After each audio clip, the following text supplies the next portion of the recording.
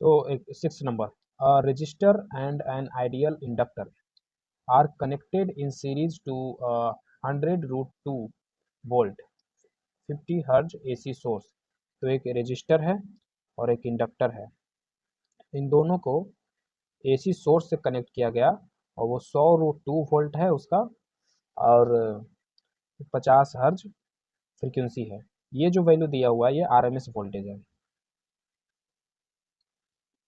जो भी वैल्यू दिया रहता है वो RMS होता है। और when a voltmeter is connected across the resistor or the inductor it shows the same reading, the reading of the voltmeter is। तो यहाँ इन दोनों पे वोल्ट मीटर लगाया गया है, दोनों पे देखा गया कि सेम रीडिंग आ रहा है। ये जो रीडिंग आया होगा यहाँ पे वोल्ट मीटर में वो भी RMS वोल्टेज ही है, ठीक है।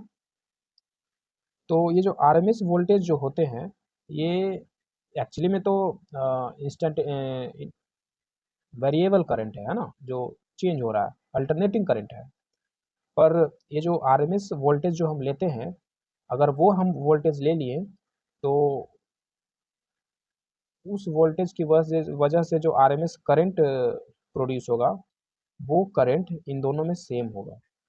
सेम वैसे ही जैसे DC सोर्स में जब करंट प्रोड्यूस होता है तो वो करंट सारे कंपोनेंट पे सेम होता है, तो वैसे ही ये RMS करंट यहाँ पे भी वही होगा और यहाँ पे भी वही होगा। यहाँ पे हमें ये नेट वोल्टेज दिया हुआ है, तो नेट वोल्टेज का क्या फॉर्मूला होता है, तो ये वोल्टेज ऑन रजिस्टर और ये इस पे मान लेते हैं वोल्टेज ऑन रजिस्टर VR और इस पे वोल्टेज ऑन इंडक्टर। तो ये फॉर्मूला हो जाएगा VR का स्क्वायर प्लस VL का स्क्वायर, और ये दोनों सेम है तो हम लिख सकते हैं, मान लो इन दोनों के बराबर भी है, VR बराबर V, तो 2V स्क्वायर बोल सकते हैं, और ये बराबर हम देते हैं 100√2। तो यहाँ से हम V निकाल लेंगे, तो V स्क्वायर बाहर निकला V 100√2 बाई √2 तो 100, तो इन दोनों पे वोल्टेज 100 होंगे।